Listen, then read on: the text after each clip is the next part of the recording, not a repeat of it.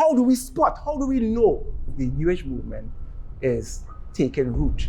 I'll give you one little example, right? When people start to say, well, you know, I'm not religious, I'm spiritual. What do they mean by that? Examine what they mean. So one, the wearing of amulets. Use of key terms like energy. You're hearing that term playing right, you know, right? I don't like your energy. And what kind of energy you come with, boy? And people using the word now, universe. Whatever you put out, the universe will give back. The universe, I thought it's God. Universe, whatever the universe is part of God's creation.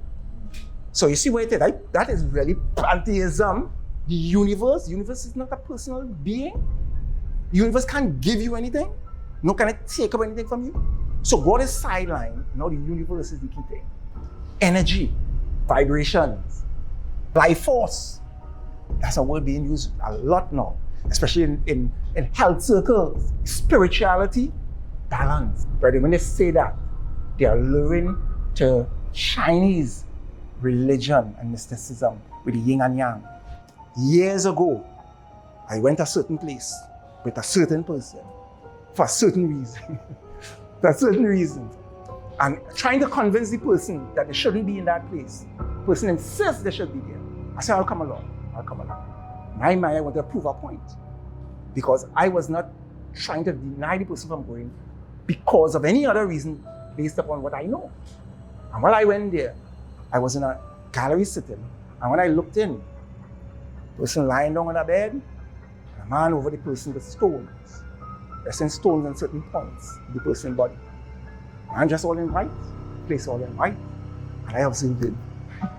When the person come out, I tell the person, see what I'm telling you? You don't understand what you're getting yourself involved in. And that's a Christian person. These men are like shamans. They believe that the stones have a certain energy and power within it that they can manipulate and place over certain points of your body that can actually heal you. Brethren, in ancient time, that person was considered a shaman, a witch doctor, a necromancer. Today, they are called different things.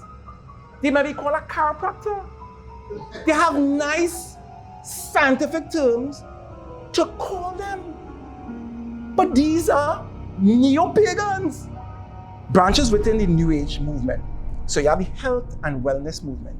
You and I are health and wellness practitioners. The dragon is rode with the woman. Health and wellness. Things like reflexology, acupuncture, acupressure, yoga, healing stones and metals, home and living, feng shui. Or feng shui, I'm not Japanese, right? So I can't pronounce it. So let's say feng shui. I thought that when I have my nice home, if I have the money and I could hire an interior decorator, I could get him to come and make my house look really nice. Lo and behold, I may verily be invited a neo-pagan who is practicing Chinese mysticism that will come in and says, you're missing 5 elements. 5 elements that will bring health and prosperity to your home. What are they? So they'll tell you, you need water, you need metal, you need wood, you need fire, and you need earth. If you put all 5 of those elements in your home, it will bring calm and tranquility and peace and prosperity. And you say, okay, go ahead. And they started to do the necromancy. Rather in ancient time, those men would be slain in Israel as necromancers, as Satanists and whatever. But it's sanitized now. You call an interior decorator who is implementing what they call feng shui. You don't even understand the name of the word, but it is neo-paganism. Let's move on. So what is reflexology, brethren? So reflexology believes that under the sole of your feet or the palms of your hand, sometimes even your face, is connected to different organs in your body. So therefore, if you have a kidney problem, I could massage a certain part of under your feet that is associated cleavably to your organs. But remember I told you, if something is not science, what is it? If it's not science, what is it? It has to be religion. So in other words, if it is science, we could prove it, right? Because we could examine it and we could find out if it is really a scientific discipline being palmed off to us. So they say that under your feet have connection to all the different organs in your body. So if you massage here, you massage here, massage there, we could probably fix your kidney, fix your heart, fix different things or whatever. I'm saying to you, brethren, that is not true, that is pseudoscience. When we go further, I will show you the Chinese have another version of it called meridian points. And meridian points, they would admit to you that you cannot, under a microscope, you cannot, if you cut a human being, find those points or those channels within your body. If you cut your body, you could find arteries, right? You could find arteries. You could go and you could see it if you have the stomach to watch it. You could actually see it. If you watch it under a microscope, you could see these different things. So therefore, we know they exist. We could prove it, right? Because we've seen it with our eyes, we could test it and so on. Meridian points, there's no connection. What they claim is that channels for energy. It is a channel for energy to flow. Hence the reason why, when you're sick, they believe the sickness is caused because energy is not able to flow through your body. What is the answer? Acupuncture, with the pin, stick it in a certain area. That is to release the energy within your body. But remember what I told you. They will say to you that there's no way you could see these channels through your body. So it is invisible to your eye and my eyes. Brethren, we're going into the metaphysical world. We're going into the spiritual world, brethren. We are now moving away from science and we're now going into religion. So religion now is being propagated to you as science. And that was the opening point I was showing, where science and the occult meet. So let me run through. So, face, the Feng Shui. So if you look at the Feng Shui, you will see, again, what is in the center of the picture there? That's the yin and the yang. So you see a black squirrel and a white squirrel. In the white squirrel have the black, and in the black have the white.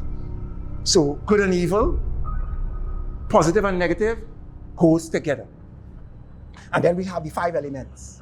And if you watch good, if you already arrows pointing, brother, you get the 5-point star, right? Good. So, again, they believe that there's a life force in all these things. Things that we think that is inanimate, like a book, has no life. They say, no, have a life force in that. Brethren, that is pantheism. Don't be fooled, that is pantheism. Rebranded energy. That is what I'm calling it now. So the new God is energy. All right. So Feng Shui is sometimes called Chinese geomancy. Is an ancient Chinese tradition practice which claims to use energy forces to harmonize individuals with their surrounding environment. So, Feng Shui. So look at home. You have a house, and in that house, if you look good, you will see the different elements that we identified there, decorating the house, with the knowledge behind it that these things bring prosperity, calm, and peace. These 5 elements. Right, so I won't touch all the detail in this, but scientific study with copper. So now there's a belief, brethren, many of you will think about it. They believe that copper could actually move pain from your joints. Right? Understand what is rheumatoid arthritis.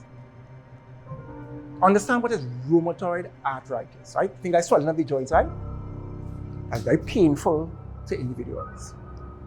And they believe that if you use the copper, copper has the potential to draw out the pain from the joints into the metal itself and away from your body. But then a lot of study had went into that. And the answers showed that it doesn't work. In fact, what seems to work is the placebo effect. You all know what the placebo effect is, right? Say, okay, this pill has X, Y, and Z in it, and it will work to do this to you, and so on, so on, take it. And sometimes the person will take it. And they ask them after, they say, yeah, I get at ease. But it was water in it? How is that? It was the mind. It was the mind playing tricks on them. And for some reason causing them to think that the pain is not there, and it wasn't there for them. the placebo effect. However, the test that was run to prove whether these magnets or these copper actually work, no show. Science proves that it does not work. If it's not science, what is it? Did I not show in Chinese religion that one of the elements is metal? Did I not show that? Now we're getting closer to understand that it's religion being palmed upon us as science. Do your homework. Let me go forward again. I have all these studies here, brethren, showing all the different information of the different tests that was done. Right, so medical and scientific diagnosis. So again, we're coming back to the point of what science really is, how we could tell the difference. So, medical or medicine, the process of determining by examination the nature and circumstances of a disease condition, the decision reached from such an examination. So when you're dealing with medicine or treating ailment, you must run a diagnosis. Before they even diagnose you, many times a doctor will ask for your medical history. You don't automatically look in a microscope and know everything that's wrong with that individual. You have to ask, how do you feel? What's the complication you have? Those questions are there for a reason. It gives the practitioner information that when he starts to practice now, he's operating from a wealth of understanding to come to a conclusion to say what it may be that you have and what could not be administered to you. Brethren, that is science. So let me bring your mind to some strange things here now. So science meets spiritualism. East meets West. Changing our consciousness and how we perceive the world. That's one of the intent, is to change our consciousness and how we see the world. Adopting a new worldview that excludes Christianity. The use of movies like The Matrix, Star Wars, the Avatar, etc. for that same purpose and within the realms of psychology. Anybody know those three persons there? So you have Helena Blavatsky, you have Alice Bailey, right? She was one of the persons in the Theosophical Society. These are Satanists. Yes. Their Theosophical Society came up right around the time of Adventism in the late 1800s. I want you to see what they say about it, and you tell me that by chance. And you know that fellow on the left there? Right, Albert Einstein. What is Albert Einstein doing among these individuals? Two Satanists and a scientist. Remember I told you, Satan's kingdom is not divided. There's a method to his madness. So let's go forward and see what it says. So Helena Blavatsky, listen to this, was the late 19th century most famous and notorious mystic, occultist and medium. Those are things we covered before. What is occult? In an era rife with spiritualism and occultism, Madame Blavatsky, as she was usually known, co-founded the still existent Theosophical Society in 1875. What she did? Aiming for a synthesis of science and religion. A synthesis means a coming together, a merging of science and religion. I didn't say it. So while Adventism was birthing, while Ellen White was ironing out the healthy form message within Adventism, Satan had his counterfeit already present.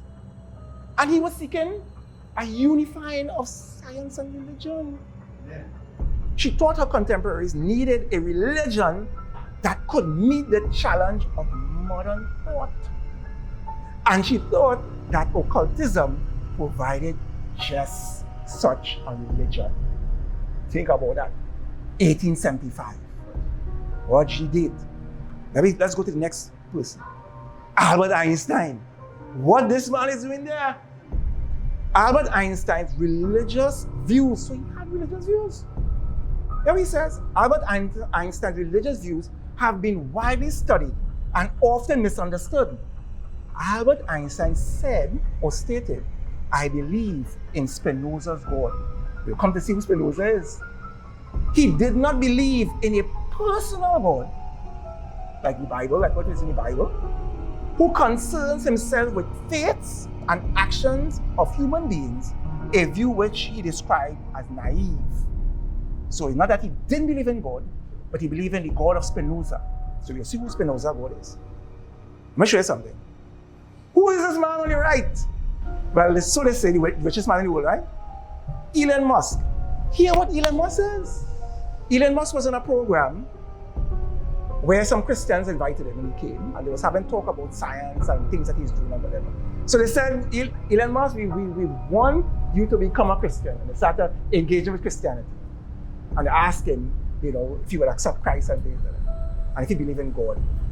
His reply was, I believe in Spinoza's God. So therefore, all we need to know is who is this Spinoza's God. Well, look no further. Look Spinoza on your right, on my left. Spinoza's metaphysics consists of one thing: substance, and its modification, modes. Early in the Ethics, Spinoza argues that there is only one substance, which is absolute, infinite, self-caused, and eternal. He calls that substance God or nature.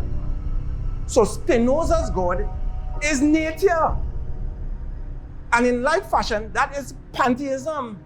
So when Albert Einstein says, I believe in the God of Spinoza, I believe that nature is God. So Albert Einstein was a pantheist, but I thought he was a scientist. And scientists don't believe in God. Elon Musk, most influential, I believe in Spinoza's God, quoting Albert Einstein. So Elon Musk, by his own admission, is a pantheist. He believes nature is God. No personal God, not concerned with judgment and right living, just molds, substance. That is pantheism, brother. You see how the science have fused itself with the occult. Since 1875, it was Madame Blavatsky's effort to merge the two, while Adventism, it was birthed in.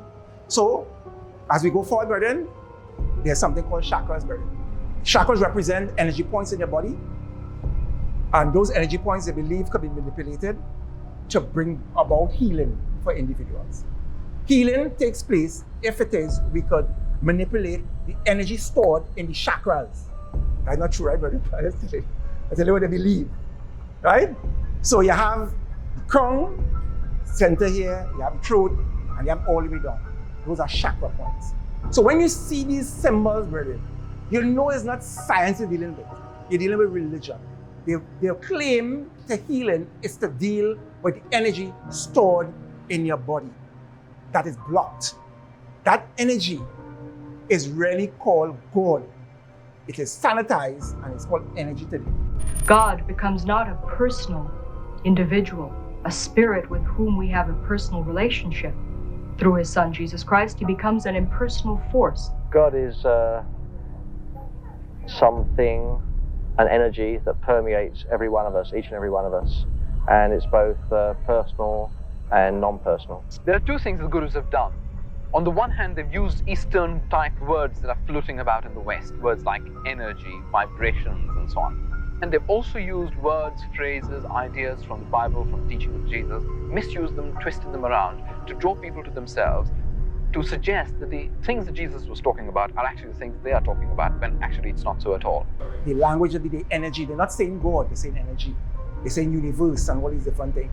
Brethren, it's very, very dangerous. The pantheists in ancient time didn't know but know energy. Energy is a scientific term that men understand the nature of things and they use that.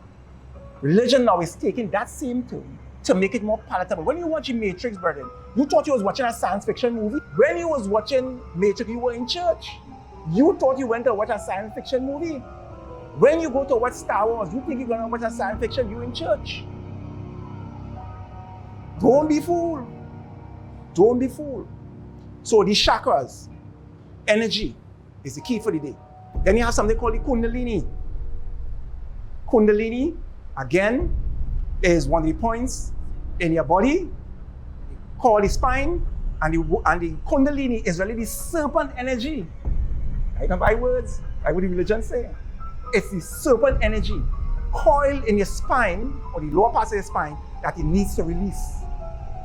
So they have practices to to undo the Kundalini. This woman here, she belonged to a movement called the Brahma Kumaras, which is a Hindu movement, and they actually promoting this whole idea of, spiritual healing and Kundalini, and she was going to explain it.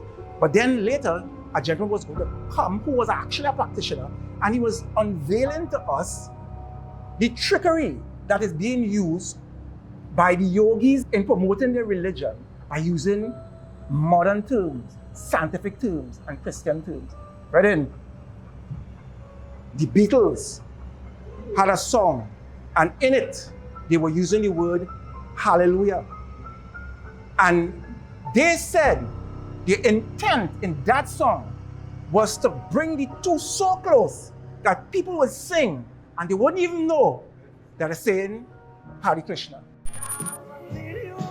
George Harrison of the Beatles made mantra yoga acceptable to the world through his song My Sweet Lord, where he incorporated the chant to a Hindu god, Hare Krishna, simultaneously with the biblical shout of praise, Hallelujah.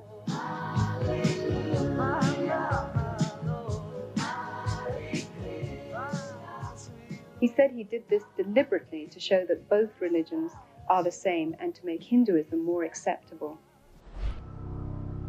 Understand what I'm saying, brethren? It was happening. Brethren, if you play that song too much in your house, you're going to start to sing it. I bet you. Don't take the bet, but I'm telling you, if you do it, you're going to start singing that song. It is so infectious. Brethren, Satan has a multiplicity of ways of entrapping you and me. Worshipping Satan is temporal benefits. Don't be fooled. There's temporal benefits, because if there were not, people would not be there. That is why Satan took Christ to the mountain and he offered him the kingdom of this world and the glory of them. So there's benefits. There's a book a lady wrote coming out of the New Age. She was a Satanist. And the name of the book is The Beautiful Side of Evil. The Beautiful Side. I don't think her intention was to say it was really beautiful, but she's trying to show how people are seduced in seeing something beautiful, but behind it is really, satanic and evil. People don't enter things, brethren, knowing that something is going to be detrimental to them. They always believe it's going to be beneficial. It's going to benefit them in some particular way. But remember, sometimes the things that we see, there's a reality behind it that we don't understand. That's why the just shall live by faith. Because we can't trust our eyes, we can't trust our ears. Just shall live by faith. Guard your mind. What is yoga and how it works? Yoga, in its many westernized forms, is also at the heart of the New Age movement that has adopted Hinduism's basic beliefs and goals. In spite of the seeming variety and hundreds of competitive schools of yoga, all forms come out of India and lead into the occult, though most Westerners are not aware of this. Although there are many types of yoga, the one most familiar in the West often passes for physical exercise and is called Hatha Yoga. It promises mental and physical health, but its Hindu roots and real goal to yoke with Brahman are seldom taught. Acupuncture. The field of medicine is embracing numerous New Age beliefs that cannot be explained scientifically, such as acupuncture, which claims to manipulate the Kundalini force with needles. Rolling Thunder, the Shoshone Indian medicine man, has said, scientists will eventually discover what pagans have always known. That's exactly what's happening through the invasion of Eastern mysticism into the West. Many leading scientists have enthusiastically embraced Eastern mysticism in recent years. Hinduism, which claims to be the oldest religion, is being deceptively packaged as the new science. Yin and Yang, again, showing you the principles behind it. This represents the so-called meridian points. Cut a human body, you'll never find it. But they tell you it have meridian points in your body that they can manipulate to get you well because of blockages of that energy. Right now, it's not science, it's religion. Meridian points. Then what is this doing there, brethren? What is that doing there? Play with chat. Make your mark today. the NLCD play with chat to increase your winning chances. What is that doing there? Well, okay. The chart says, listen to the voice within. Listen to the voice within. Brethren, you see that Chinese man? You seen different points? Brethren, what does that remind you of? Doesn't it remind you of these things? I did a little research in regard to it, brethren. Playway. It came from China. Nobody knows exactly 100% its origin, but I'll tell you something where it seemed to come from. There's something in the Chinese religion called the I Ching. And the I Ching is a religious practice of divination, meaning that with the taking of sticks and leaves and so on, you were able now to divine or tell the future. Listen to the voice within. Playway suggests to you and whoever that you could be able to foretell the future. And at the end of doing that, you could have a benefit, which is you win at $32. How much is it? $32 or whatever. So it is a form of divination. But it's in a game. And people play it and they're very candid about it. So, brethren, this is where it is, brethren. It's divination. So that is just a comparison there. Then you have the point of Ricky, where people believe they could put their hands over you and they could heal you because they believe they have a power within them and they could channel it to you and heal. There's a lot of things there still to cover. Because you see, when people are sick, when they're at their lowest, when they are physically challenged, and death seems at the door, show me a sick man who doesn't want to get well. A lot of time, no theology in your mind. You know. Tell no theology in your mind. You want to get well. And that is the time when you're more likely to accept pseudo-science as religion. But that is what I'm saying. Christ himself showed how we must resist. When Satan came at that hour, had Christ gone, brethren, you know, they say if Christ had gone another hour, he needed to be alive. That is the lowest physically challenge. And Satan came, and what Christ said, man shall not live by bread alone, but by every word. So Christ was able to overcome. While the body was dying, he was able to still give more glory. Brethren, could you do the same if it should happen to you? Or would you take anybody who runs to you and say, take this, here's that, shake a leaf over you, rub stones over your body, plant all kind of false theology in your mind in the name of getting well? Would you be able to resist at that darkest hour? That is the point I wanted to magnify. But as I said before, think about it in the light of health and the attack of Satan against the remnant church. So Ephesians chapter 5, verse 11, it says, and have no fellowship with the unfruitful works of darkness, but rather reprove them. But all things that are reproved are made manifest by the light. For whatsoever doth make manifest is light. Wherefore, he said, awake, myself, thou that sleepest, and arise from the dead, and Christ shall give thee light. See then that you walk circumspectly. Now that we know these things, brethren, not as fools. We're not going to be duped or fooled by this mixture of science and occultism, but as wise. So I hope that this study has empowered us in some way to be able to have the right goggles on. So as we go out into the world and we hear things and we see things, we know how to judge and we know where to make our input, brethren. I say amen to that.